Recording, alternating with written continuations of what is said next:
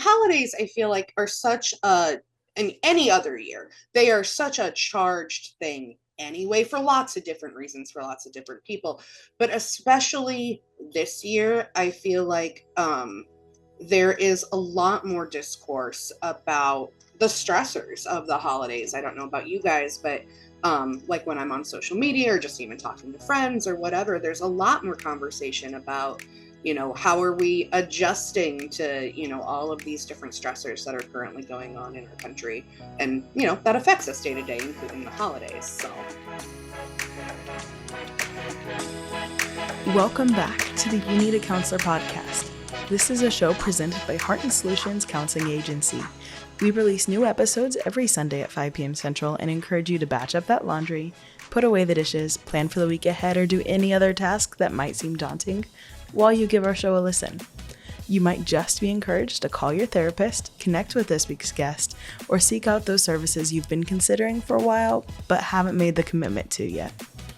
If you are in the state of Iowa and are in need of mental or behavioral health counseling, give us a call at 1-800-531-4236. Enjoy the show. Hello, and welcome back to the You Need a Counselor podcast. My name is Dr. Julie Johnson. I'm the president and founder here at Heart and Solutions, Mental Health and Behavioral Health Counseling in Iowa. I'm Tenesha. I'm a mental health and wellness advocate. And the mission of the podcast, You Need a Counselor, is a podcast designed for people curious about counseling, but who may have barriers keeping them from experiencing the benefits of counseling. Our mission is to share stories about counseling, good or bad or indifferent, and spread the message that everyone can benefit from counseling, from mental health and behavioral health counseling services. Yeah, we are so happy to have Tenesha here guest hosting today. Krissa has been on maternity leave. She is back now from maternity leave, but she is in new mom mode. And so Krissa will join us back again in January, but we're so happy to have Tenesha here. Tenesha's been on, oh my goodness, how many episodes? I don't even know. It's got to be like 6 or 7 or 8 at this point. So huge friend of the show and just great to have you here co-hosting with us today, Tenesha. So we've got our guest today, another familiar face and familiar voice. We've got Maggie Alton here with us today. And if you listen to the last few episodes, you have heard Maggie here as co-host. And today Maggie joins us again as a returning guest of the show. So welcome, Maggie. Thanks for being here. Yeah, thank you for having me back. It's always good to get a chance to just kind of talk with everybody. Yes. So Maggie has her master's in social work and obtained a certification in aging and longevity studies.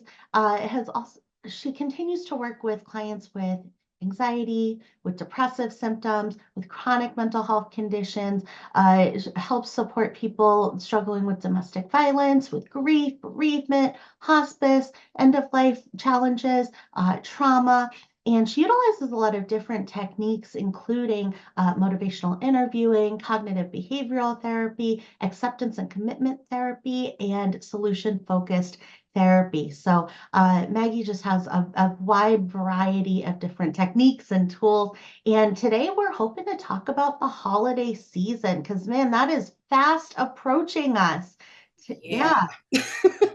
Well, and holidays, I feel like, are such in any other year, they are such a charged thing anyway, for lots of different reasons, for lots of different people.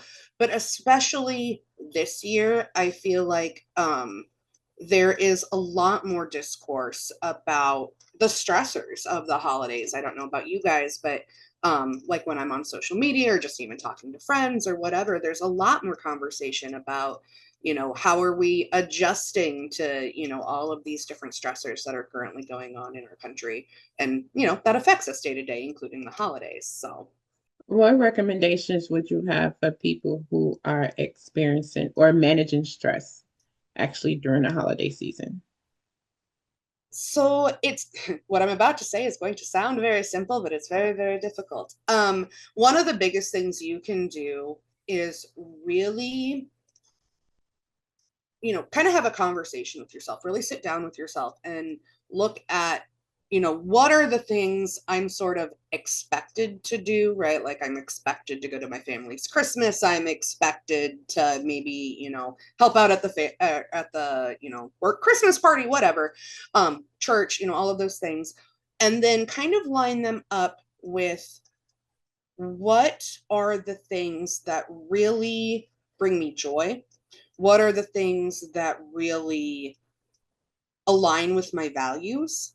Because a lot of the time, and of course there's definitely more things that go into it, but a lot of the time part of that stress, particularly when we get into Christmas, not as much in Thanksgiving, but Christmas, is we all feel that need or that urge to say yes to all the things, and we usually mean well when we're saying yes. It's not that we don't want to do it, but a lot of the time we tend to sort of put on rose-colored glasses when it comes to what we actually can do. And so then when you get into, it's 2 weeks before Christmas and I have something every single night and I am completely tired and now I have a cold and I've got to figure out how I'm going to balance all this. So, and the reason that I say that it's much harder than just, saying it is because for a lot of us, we are taught from a very young age, especially women, to kind of capitulate, right? Like we're the ones who are going to be doing the things. And we sort of learn that, like we are the holiday magic, and we are, but that doesn't mean you have to, kill yourself doing it either. Because a lot of us, I mean, I know I have certainly done this before where, I get to the end of Christmas and I feel like I need a vacation because like, we've been everywhere and done all the things and coordinated all the things. But yeah, so that's the first thing I would say.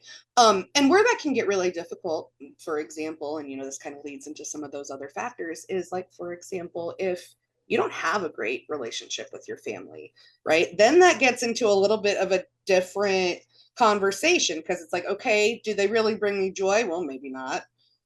What does that mean in terms of values? Are that, from a value perspective, is this important to me? If it is, then which one wins out? And so those conversations tend to get a little bit more complicated than just, I don't want to go. But that's why it's important to start having them. And honestly, if people haven't already had those conversations with themselves, like starting them, because like you said, the holidays are upon us. So if you don't already have, invites or events popping up on your calendar or whatever, then it will be coming soon. Absolutely. Yeah. I mean, Thanksgiving kind of gives us some of that imagery, right, of taking on too much or putting on too much on our plate. And, when I think about a Thanksgiving dinner and going up and serving our plates, and the idea is, gosh, it's so tempting, right? There's so much on offer. There's so many Mm-hmm. things on offer. And a lot of times at Thanksgiving, it's like, well, I don't want to be rude and not take, right, something that Mm-hmm. somebody made or not take a lot of it, right? And so then we fill up our plates with all of these things that are delicious things and they're good things and they're Mm-hmm. things we want to eat.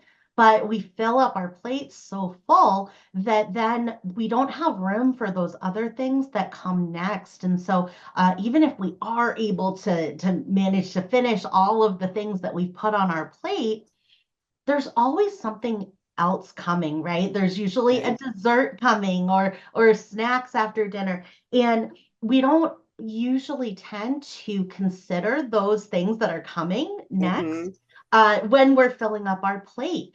And when it comes to the holiday season and when it comes to uh, those those family focused, reflective types of events and seasons, there's always that dessert that if we don't have room for it, we're going to miss out on it. And then we get through the holiday season and go, I hardly saw my kids, right? I Mm-hmm. hardly saw I hardly got to spend any time sitting reading a book I and say being present. absolutely, right? I wanted to cook some meals for myself, my favorite kind of holiday things, and I didn't get to do those things. So those things that seem like, well, of course I'll, do those things, they can get edged out so quickly by all Mm-hmm. of these other commitments, and then we don't have space for them, and we get to the end and we go, "Ah, I didn't get to do any of my recharging things. So Right. I love the idea of ahead of time weighing out all of those things. And sometimes it can feel like, well, this person asked first. And Hmm. so we say yes. And then this other person asked, and then we say yes. And then we don't have now the space for those things that are Hmm. really, really most important. So even if this year we don't say no to things, this year can be the year to take inventory and say, okay, Absolutely. these are all the things we did next Hmm. year. If we could only pick one of these things to do next year, which one would we do? Right. And if we could only pick 5 of these things to do next year, which ones would we do? And then we make sure we say yes to those first. And then anything else is kind of filling up that plate. Right. And so one of the challenges of uh, for a lot of people of not filling up our plate too full on the holidays is that we then have to say no to people, and that Hmm. that can upset the people in our lives. So what kinds of suggestions would you have for people for setting those boundaries once we go, okay, I know what is most important. I know that I need to carve out time for myself to be able to recharge and do these things. Hmm. How do we do that? So I think the first thing, and you kind of hinted at it with the analogy there, is like you said, we try and fit so much in, and I think that part of it is starting, and we start with us starting to shift our perspective, because I think part of the problem in terms of stresses with the holidays is that so often so many of us are like going the whole rest of the year and like we're not talking to anybody, really, we're not spending time with people, and then we get to Christmas and we're like, oh my god, it's the end of the year, it's the time of giving and being with friends and family, and so then we try and schedule everybody in about a 6 week period. And so, first, starting to work with those in your inner circle who you think would be supportive of this to shift that perspective, right? Not everything has to be done in that 6 weeks. Um, and so, maybe instead, like, say, I really love seeing my best friend in the holiday season sometime, but it doesn't happen until maybe January 15th. That's okay. Like, it doesn't have to be Christmas themed, it can be winter themed, we can do whatever we want, but shifting that perspective, and I think that can kind of soften the blow a little bit too for people, because like you said, individuals can absolutely kind of feel hurt, and so, like, hey, I'm kind of booked for, until Christmas. However, the first weekend in January, if you're free, I would be, because I think part of it too is when people hear no, a lot of the time I think we take it personally, like they're rejecting us. And it's not us that they're rejecting. They could be saying no for a million reasons, and it may have nothing to do with me.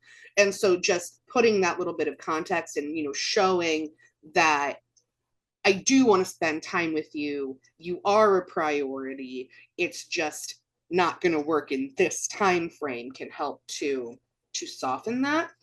Um and I think, to be fair, there's kind of two conversations to have. There's the conversation of like, how do you say no if you have a supportive, sort of healthy, communicative family, right? Which is probably a lot easier. I'm not saying that it's not going to be awkward, or that, there might not be some difficult conversations to have, but most of the time, like, if you have a really good relationship with your family and you say, hey, it's not going to work for me, they might be disappointed, but it's not going to turn into like a whole big blowout, right?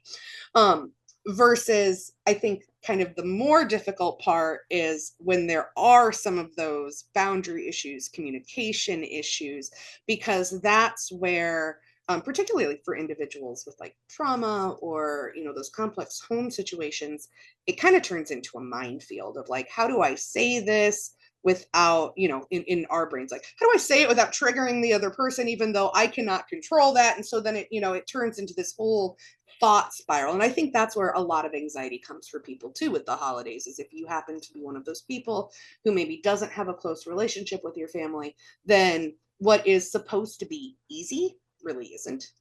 um and so in those cases, again, there is some processing to do, right? Like, you really kind of need to get into your own mind and have that conversation with yourself of like, what is my expectation, right? Like, do I want to go to my family's Christmas? Is there something I get from that that makes it, you know, a joyful experience for me?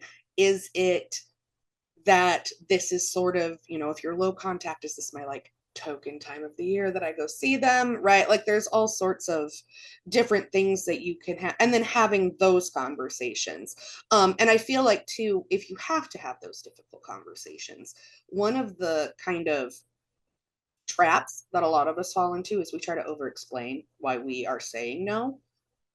And if you are in a communication style that is like a certain kind of dysfunctional, it doesn't work. Like then that just leads to an argument or drama or whatever. And so I feel like one of the biggest skills is learning that no is a complete sentence, or that you don't have to justify why you're not going, even if it's your mom, even if it's your grandma, I don't care who it is, your pastor, you don't have to tell them why. That is completely your prerogative.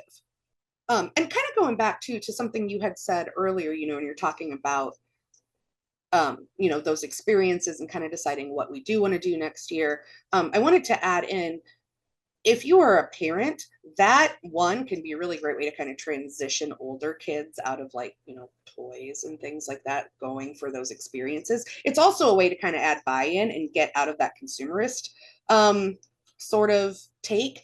And I think again, that's another big stressor, is the finance piece. Is in the US, we are hugely consumerist. And so this time of year, you have 6 weeks where you're buying all the world's stuff for people because there's this obligation in our head that we have to.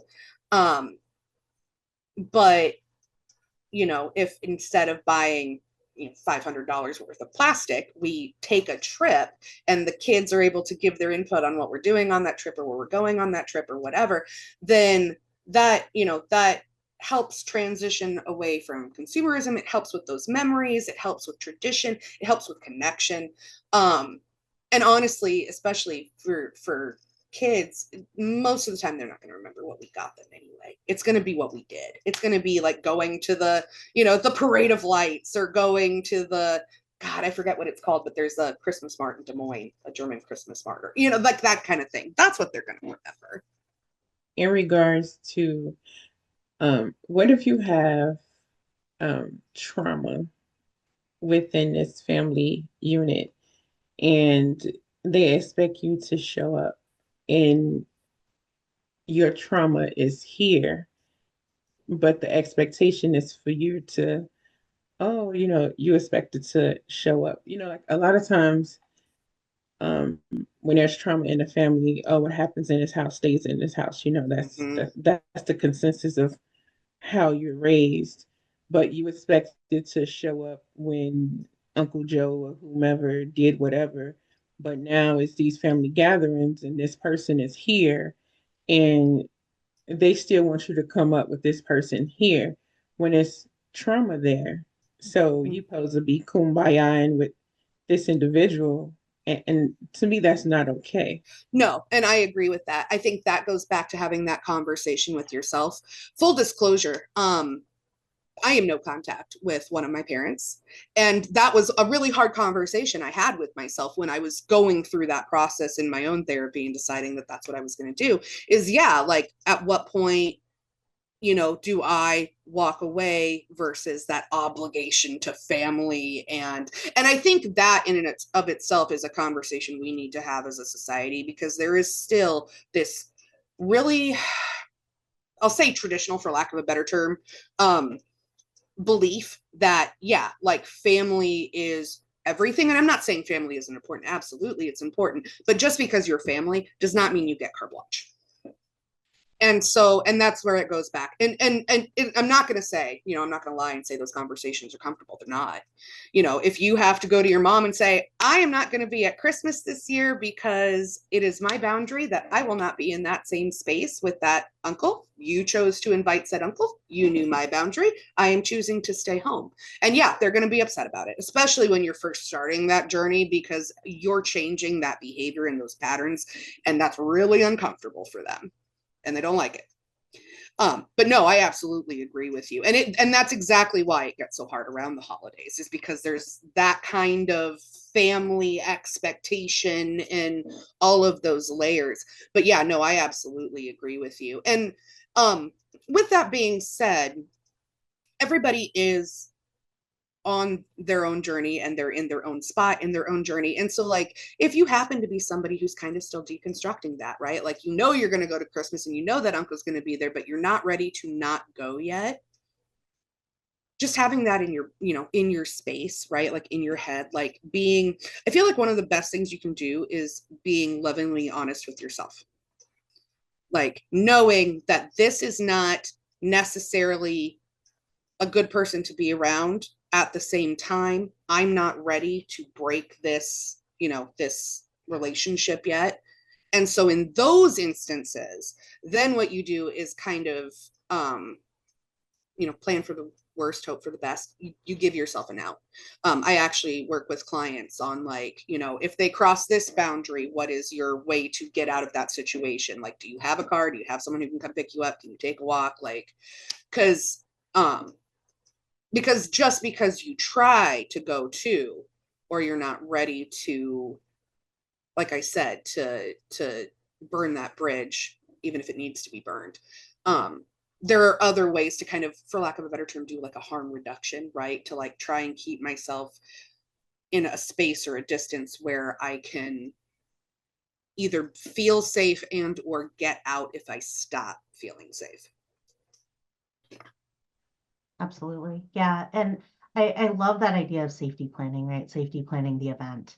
And having those exit strategies and having those, identifying who in the group, who that is going to be there is a safe, supportive person that can maybe also plan things with me and be part of Absolutely. either that escape system or that ability to take a break, that ability Mm-hmm. to find a safe place and talk to a safe person Yep. during that event. And so, I think sometimes there's some shame that comes with attending those events, knowing that that's not right for us, knowing that it's re-traumatizing for us to be in the room with that person or to watch our family members treat that person well Mm-hmm. or treat that person as family when we know that that they've done significant harm and that and feeling like our family is not supporting us because they're supporting and continuing to welcome this other person and so the pain of that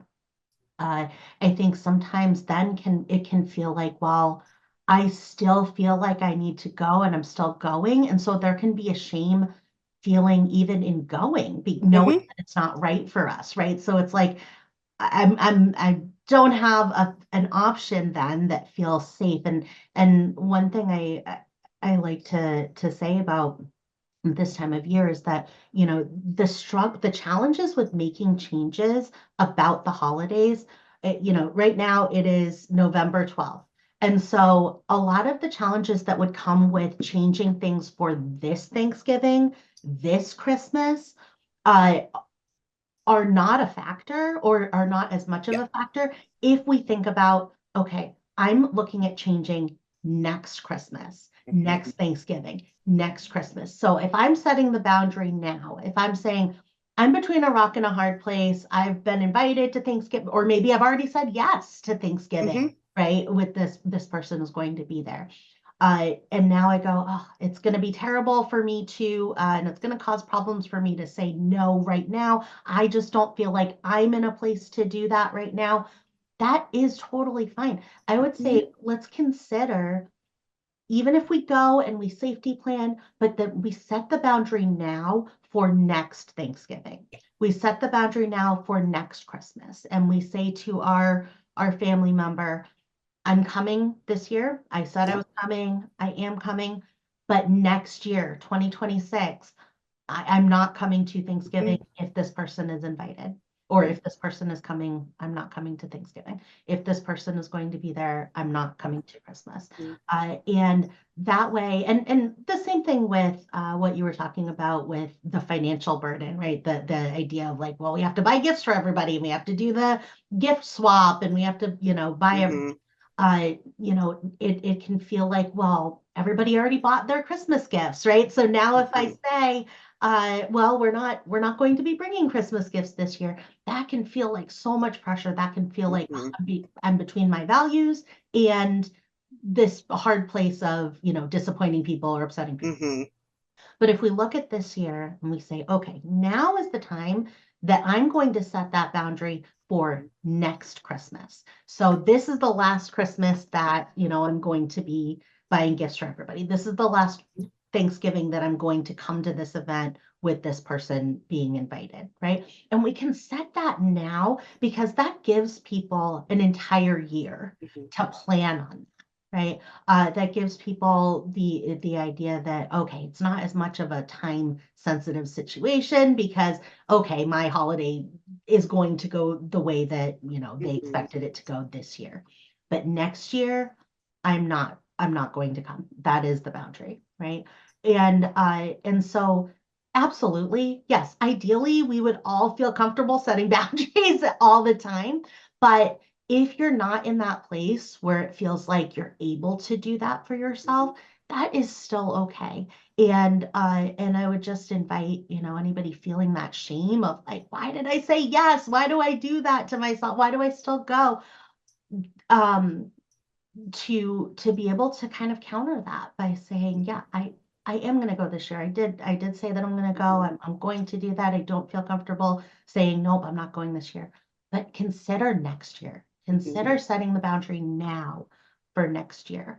And that gives people that entire time to plan. That also gives people, if it is a Thanksgiving thing, that gives them 10 months before they invite people for next year to really think about this decision, right? Because now they've got this choice to make, right? Are you going to invite me or are you going to invite them? And we can't decide, we can't choose what they choose, but we can set that as the options, and then it gives them 10 months to really think about that decision that they've got based on their boundaries. So I love that safety planning aspect, especially for if you are in that situation and you're going to go this year, but being able to say, I'm going with my safety plan in place. And also I know for myself 100%, this is the last holiday I'm going to spend with that person that has caused me trauma.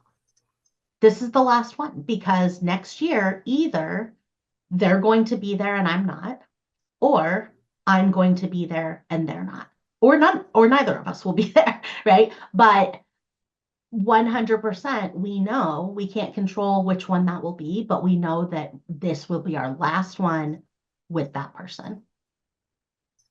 Yeah. What are some, I know you talked about the financial obligations as well that come with it.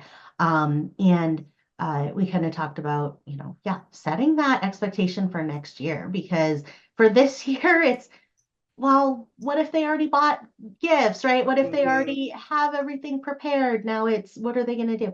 And so being able to kind of set that expectation for next year as well, I think is so great.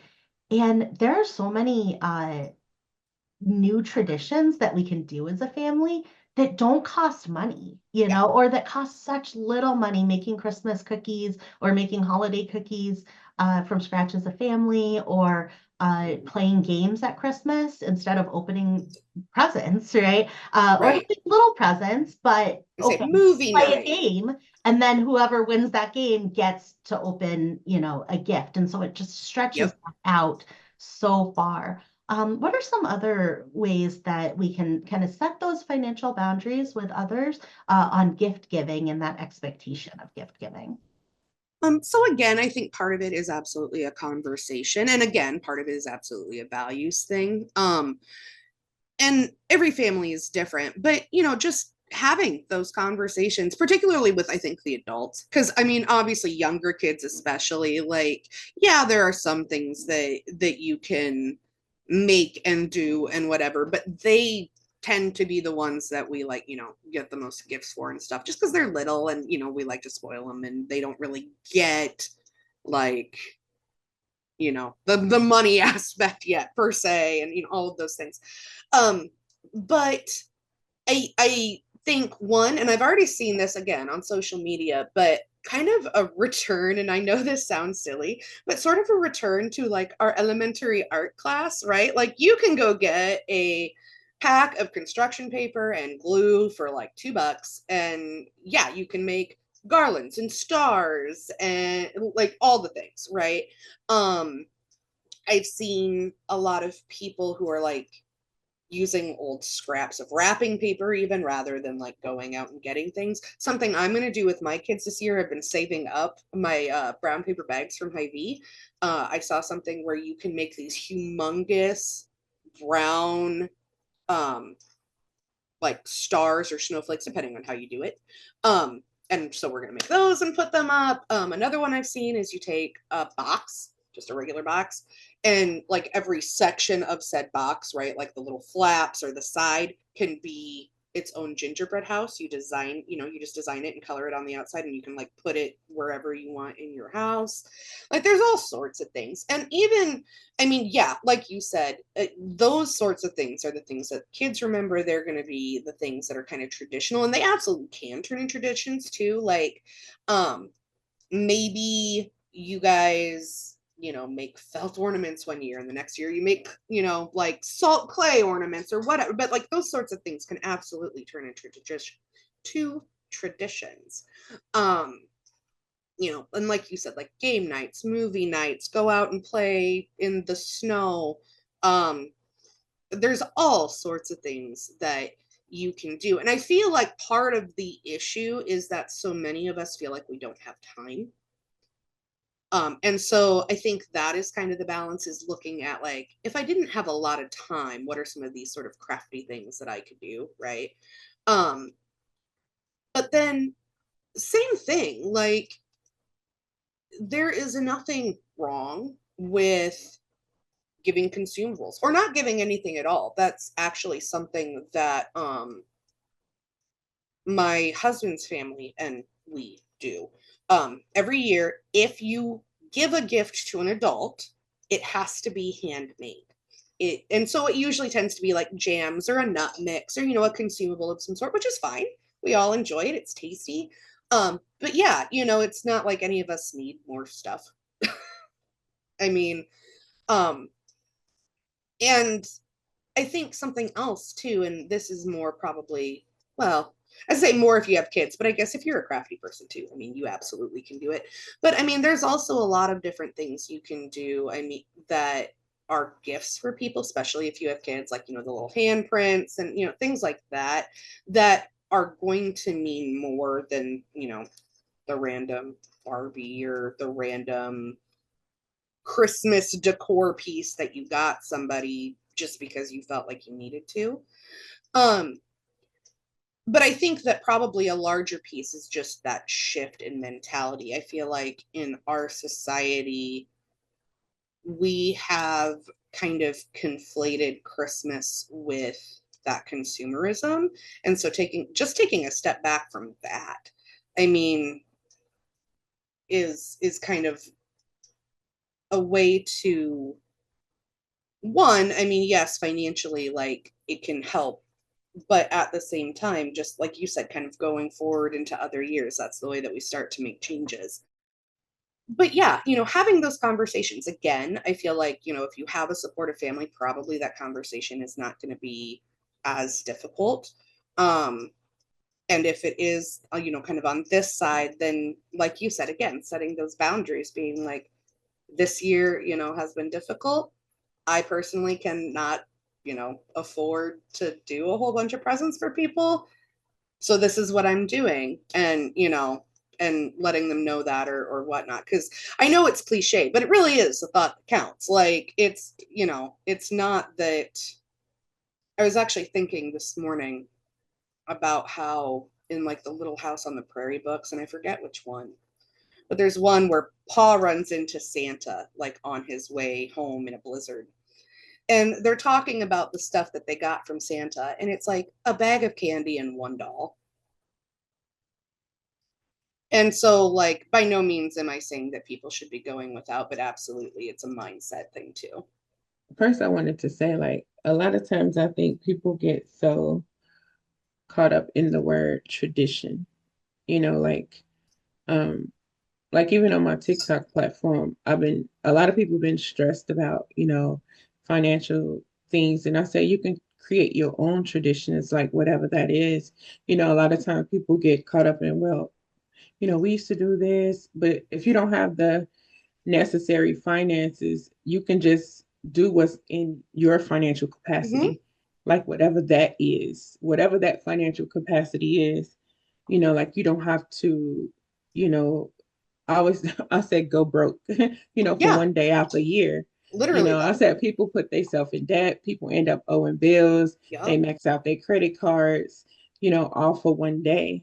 And I say, you still gotta live for 364 more Yeah. days, and it's not that serious. I said people get extremely depressed all because of, one day and you paying attention to you know, the next person instead of just doing what you're able to do in your capacity. Yeah. But my question is, um, because I've been talking about this a lot, like we're in the fourth quarter, and I said that the unaliving rates during this season is at its highest this time of year. What are you doing um, to like talk to people who come to you with any major depressive issues around this day? Because I know people dealing with financial issues, grief, they dealing with loss. Sometimes it's people first holidays without a loved one or feeling isolated and alone. Um, I've been talking about this a lot on social media because I know, a lot of people are struggling. Sometimes people I know personally, but just um, a lot of people who come to my room on social media. So I've been really touching on this topic a lot lately.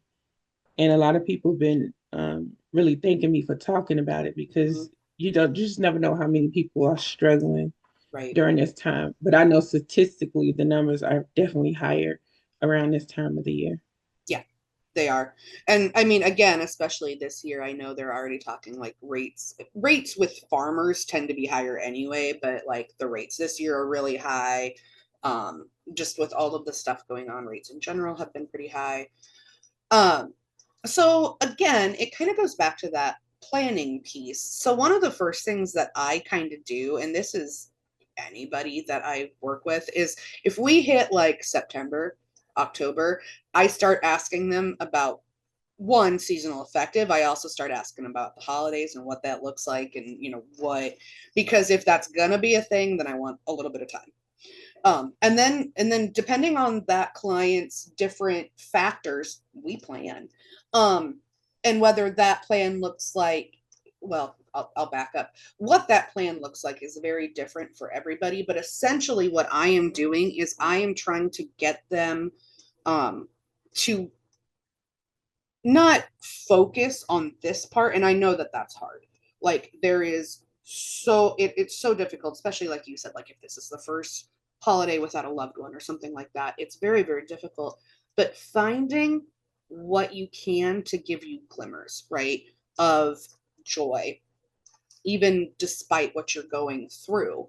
So, whether that's talking to somebody about having a friendsgiving, or um, I was actually talking to somebody who doesn't have a lot of social supports, and so something she's thinking about doing is volunteering at an animal shelter, just so she gets a little bit of that connection. Um, and just really looking at what about the season, and it's a hard conversation, especially for somebody who grew up in trauma, because when you're really looking back at it, it's hard sometimes to pick the glimmers out of your childhood, but that can be one of the most powerful things if you can do it. To be like, I really loved looking at Christmas lights, listening to holiday music, and drinking hot chocolate when I was a kid. I'm going to do that again, even if it's just me, right? Um, and that might be a glimmer. Or maybe it's like you said, maybe it's holiday baking and then taking it to like nursing homes or something where they probably aren't going to get that kind of thing otherwise, but I am still able to do it. And that's, those are both examples of individuals who maybe don't have those social supports. But yeah, finding those things that that give them joy and meaning for this season, right? Because that's such a big thing that kind of gets thrown at us, is the meaning for the season. And when you're struggling, that can kind of sound like a slap in the face. And so, giving them that. Another thing that I do is, as a therapist, if I know I have somebody who is potentially going to struggle, I will offer extra sessions. Um, Providing insurance and stuff, just because it can be difficult, right? And there's nothing wrong with getting a little extra help if you need it during that time frame. I also really encourage people, I mean, and again, this goes back to safety planning, but when somebody is struggling, statistically, and obviously this is not every time, but statistically it takes about 8 minutes of connection with somebody to start to come back down off of that ledge, metaphorically. And so having, like I said, safety planning so that people have a list, a group of people that they can literally go through if they can't, because I'm their therapist, they can't get a hold of me at 7 o'clock at night, so that they have that 8 minutes of connection. Because that can mean so much. And not just 8 minutes of connection. I mean, support is so huge. Like, this is going to sound kind of like, but it's true. If you have a friend that you can trust to like give your medication so that they're out of your house while you're struggling, like, that is huge. Because accessibility and lethality of the means is the biggest part. If you can slow it down and make it less lethal, then the chances of somebody actually being able to complete suicide are so much lower. The other thing too, and I'll be honest, this one is really hard right now, is I make sure they have resources. I make sure they had like the 988 number, the Trevor Project, whatever resources are available and applicable to them. The reason I say that is hard is because right now we are seeing a lot of those resources being defunded or shut down, or just it's chaos, frankly, in terms of people trying to access resources right now. And I think that's potentially another one of those factors that is playing into this holiday season, is that before, like, for example, before, if you knew you weren't going to be able to afford a holiday meal, you might be able to go to Salvation Army and get, a Thanksgiving box. Now you don't know, because they're seeing 3 times as many numbers and you're on a wait list. Like, just stuff like that is making it really difficult. But with that being said, I still am absolutely doing those resources. It just looks really different right now than what it has in the past. Instead of telling people, get a hold of this agency, and basically like, get a hold of this person in your community, because the communities are the ones who are really stepping up as far as resources go right now. Yeah, absolutely. That idea that the holiday season is about giving, but when our basic needs are not being met, the idea of giving or feeling joy in giving is that's a tall order, and that can feel like being asked to do something that we just don't have it in us. We tangibly don't have it to give, and we don't have it in our mental ability at this point to be able to do that. And so the pressure of doing that, of giving in this season, when for so many it is, my needs are not getting met. I have needs at this time, because a lot of those resources have been closed down or are being strained at this point. And it can be such a difficult time of year. My daughter said to me the other day, she's 9, and she said, sometimes Christmas, like the idea of Christmas, not like actually Christmas, but the idea of Christmas seems kind of sad to me. And I said, okay, tell me more about that. Because, and it's interesting to me because my husband has always found Christmas to feel sad in Mhm. a lot of ways. And so, I think that allowing for the holidays to still, like, we're still a human during the holidays. Like, we still have the feelings that we have during the holidays. I think Mhm. there's this idea and perception and expectation that because there's snowflakes on windows, that Right. We're and all because there's smiley and right, happy. that there's Christmas lights out, that everything's Hmm. perfect and great, and that we're expected to act like everything is perfect and great. And that expectation is out there, like Hmm. I'm never going to say, oh, there isn't that expectation. Oh, there sure is in our Hmm. society. That is the expectation. Hmm. But what we get a choice over, because we don't get a choice over if that expectation is out there or being placed on us or not. But we do get a choice on whether we accept that expectation for ourselves and whether we put that expectation on ourselves or not. And so we can fully acknowledge that that expectation is out there. We can fully acknowledge that well, how can you be sad on Christmas, right? How can you experience grief triggered by a holiday? Holidays are supposed to be so joyous. And we can say, yeah, absolutely. That expectation is out there in the world, and I'm not going to accept that expectation on me, right? I'm going to accept that I'm still a human. This might be my first holiday season without a loved one, or it might be my 30th holiday season Hmm. without that loved one. And either way, if I know that's going to be hard. This holiday reminds me of this person. Every time we don't go to their house and eat this food that they would make, Hmm. whatever it is, that's a loss. And I feel that I'm experiencing that loss again and again and again every year.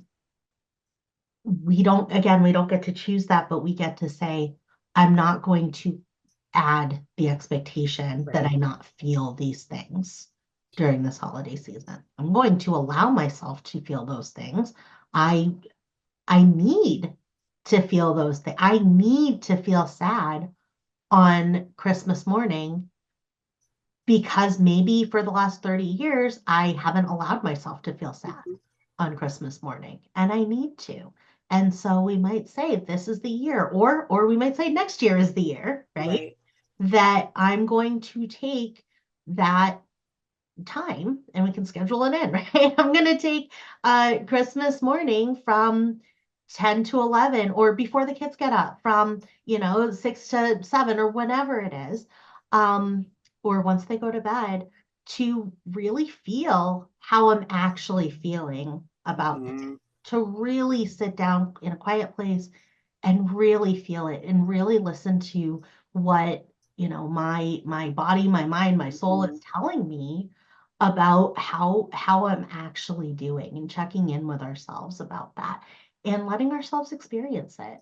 And uh, if we are able to do that, then we're going to be able to process through that grief that might be stuck. It might be stuck. And the rest of the year, we are like, oh, I'm able to just not feel that, right? But I then was gonna say the I have it in holiday, a little box in the back of my exactly. But head. then during Yep. the holidays, right? It's the same smells, it's the Yep. same uh events, the same people that we're seeing, and it really, really brings that up. And we need to feel it. We need to let Well, ourselves feel and I almost feel like it is doing us individually and as a society a disservice by having that mentality of like we have to be happy because it's Christmas. I think, and this is something I've really thought of a lot throughout my life. I also am somebody who kind of has like an relationship with Christmas. I feel like it's kind of a bittersweet time.